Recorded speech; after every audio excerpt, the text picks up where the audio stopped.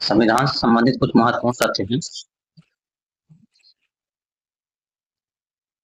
मतदाताओं को नोटा का विकल्प 2014 में सोलहवीं लोकसभा के चुनाव में उपलब्ध कराया गया। लोकपाल 7 सदस्यीय आयोग है।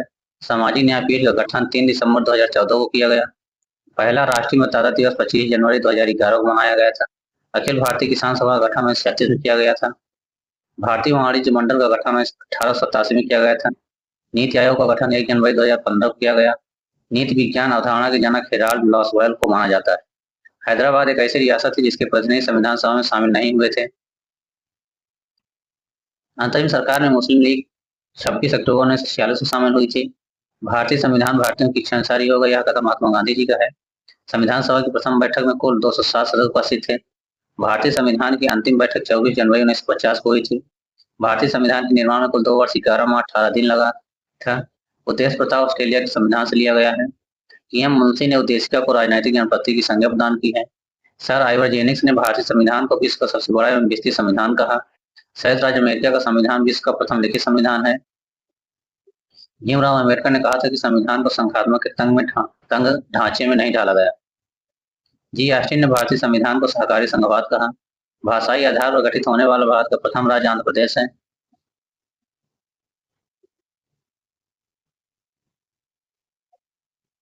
आच्छादन का सिद्धांत संविधान के अनुच्छेद 13 से संबंधित है।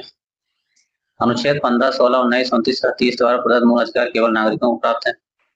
विधि के समझ समता वाक्यांश ब्रिटिश संविधान से लिया गया है। अनुच्छेद 14 से 18 समता के अधिकार की गारंटी दी गई है। अनुच्छेद 14 में नैसर्गिक न्याय का सिद्धांत अंतर्निहित है। पिछड़े वर्ग है तो आरक्षण का प्रावधान संविधान के अनुच्छेद 16(4) के तहत किया गया है। आर्थिक आधार पर पिछड़े वर्ग का निर्धारण नहीं किया जा सकता। अनुच्छेद 16 लोक नियोजन में अवसर समानता का प्रत्यभूत प्रदान करता है। अनुच्छेद 340 के अंतर्गत राष्ट्रपति पिछड़ा वर्ग आयोग की नियुक्ति करता है। अनुच्छेद 20(2) के अंतर्गत दोहरे दंड से संरक्षण प्रदान किया गया है। अनुच्छेद 20(3) आत्म अभिशंसन के सिद्धांत से संबंधित है। नैसर्गिक न्याय का सिद्धांत अनुच्छेद 14 में अंतर्निहित है। मंडल आयोग की सिफारिश पर पिछड़े वर्ग को 27% आरक्षण का प्रावधान किया गया है। अनुच्छेद 22 गिरफ्तार किए गए व्यक्तियों के अधिकार और स्वतंत्रता से संबंधित है। अनुच्छेद 21 किसी व्यक्ति के प्राण एवं दैहिक स्वतंत्रता को संरक्षित करता है। निवारक निरोध अधिनियम 1950 में संसद द्वारा पारित किया गया था। बंदी प्रत्यक्षीकरण रिट शाब्दिक अर्थ है व्यक्ति को प्रस्तुत किया जाए। परमादेश रिट का शाब्दिक अर्थ है हम आदेश देते हैं। प्रतिषेध रिट का शाब्दिक अर्थ है मना करना। उत्प्रेषण रिट का शाब्दिक अर्थ है पूर्णतया सूचित कीजिए। प्रतिषेध एवं उत्प्रेषण दोनों रिटें अधीनस्थ न्यायालयों के विरुद्ध जारी की जाती है।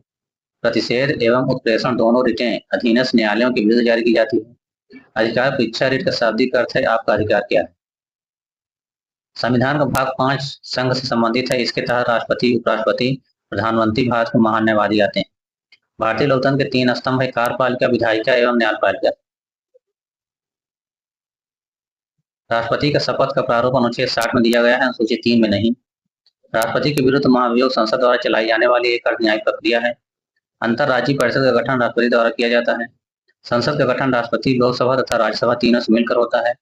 अनुच्छेद 79 में राष्ट्रपति को संसद का अधिवेशन बुलाने तथा सत्रावसान करने की घोषणा करने का अधिकार है। संयुक्त अधिवेशन का प्रावधान अनुच्छेद 108 में दिया गया है। अनुच्छेद 75 में कहा गया है कि प्रधानमंत्री की नियुक्ति राष्ट्रपति करेगा और अन्य मंत्रियों की नियुक्ति राष्ट्रपति प्रधानमंत्री की सलाह पर करेगा। अनुच्छेद 75(3) में कहा गया है कि मंत्रिपरिषद लोकसभा के प्रति सामूहिक रूप से उत्तरदायी होगी। सर्वप्रथम 1950 में डॉक्टर श्यामा प्रसाद मुखर्जी केसी नियोगी तथा इसके बाद John Mathai, doctor B Ambedkar तथा श्री देशमुख ने भी मंत्रिमंडल के निर्णयों से मतभेद होने का त्यागपत्र दिए थे।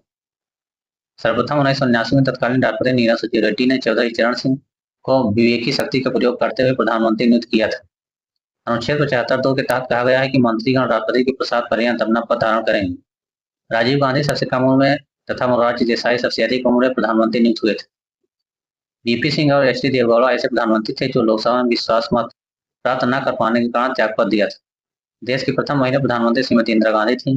केंद्रीय मंत्रिमंडल में शामिल होने वाली प्रथम महिला मंत्री अमृता कौर थी। पीवी नरसिम्हा राव दक्षिण भारत से नियुक्त होने वाले प्रथम नेता थे। प्रधानमंत्री नीति आयोग, राष्ट्रीय विकास परिषद, अंतर्राज्यीय परिषद एवं राष्ट्रीय जल संसाधन परिषद के पदेन अध्यक्ष होता है। भारत के महान्यवादी की नियुक्ति राष्ट्रपति द्वारा की जाती है। भारत सरकार को कानूनी मामलों में परामर्श सलाह महान्यायवादी देता है। राज्य सरकार को कानूनी मामलों पर सलाह महाधिवक्ता देता है। संविधान के भाग 5 अनुच्छेद 76 के तहत भारत में महान्यायवादी के पद का सृजन किया गया है। महान्यायवादी भारत सरकार का सर्वोच्च विधिक अधिकारी होता है। उच्च न्यायालय तथा उच्चतम न्यायालय में भारत सरकार के प्रतिनिधि के रूप में महान्यायवादी कार्य करता है। अनुच्छेद 76(1) के अनुसार महान्यायवादी की नियुक्ति संघीय मंत्रिपरिषद की सलाह पर राष्ट्रपति द्वारा की जाती है।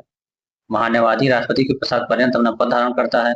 महान्यायवादी राष्ट्रपति का अपना त्यागपत्र देकर पदमुक्त हो सकता है।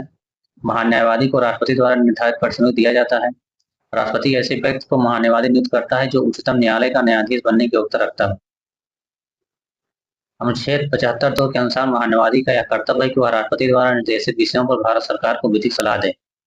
अपने कृत्यों के निर्वहन हेतु महान्यायवादी को भारत के सभी न्यायालयों में सुनवाई का अधिकार होता है।